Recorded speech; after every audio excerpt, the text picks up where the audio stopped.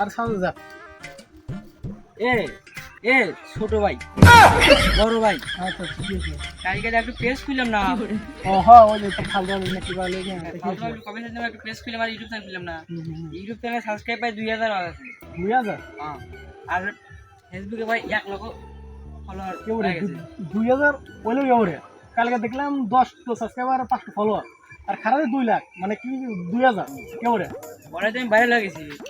celebrity ভাই এখন কি পার্টি উঠবো না আগে থেকে খুবই দেই আচ্ছা এ তো বাস্তব তো হয় না স্বপ্নে